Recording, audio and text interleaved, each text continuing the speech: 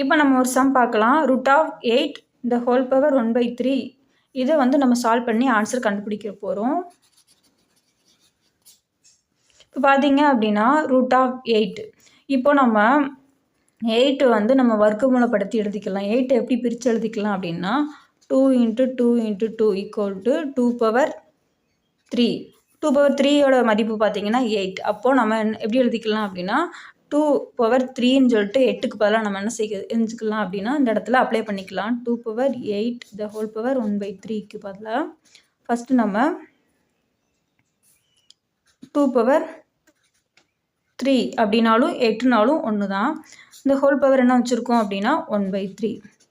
இப்போ இதை வந்து நம்ம இப்படியே வச்சுட்டு நம்ம பார்த்தீங்க அப்படின்னா இப்போ நம்ம ஒரு ரூட்டோட மதிப்பு பார்த்தீங்க அப்படின்னா 1/2. அப்போது இந்த ரூட்டை நம்ம வெளியில் எடுத்துகிட்டு ரூட்டுக்கு பதிலாக நம்ம 1/2ங்கிற அடுக்குகளை போட்டுக்கலாம். 2/3 ஆல்ரெடி இருக்குது.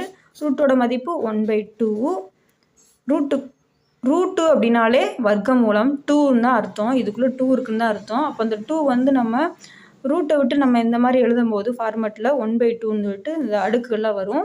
அதுக்கப்புறம் ஆல்ரெடி பார்த்தீங்க அப்படின்னா 1/3ங்கிறது இருக்குது. இப்போ இதை பார்த்தீங்க அப்படின்னா 2 இந்த 3யை வந்து அடுக்கு 1/2வை வந்து நம்ம உள்ளே கொண்டு வரும்போது மல்டிப்ளிகேஷனில் வரும். 3 × 1/2. அதே மாதிரி இதை வந்து நம்ம உள்ளே கொண்டு வரும்போது ஃபஸ்ட்டு நம்ம ஒன்றா கொண்டு வந்து எழுதிக்கலாம். இப்போ ஃபஸ்ட்டு 1/3ன்னு ஆயிடுச்சு.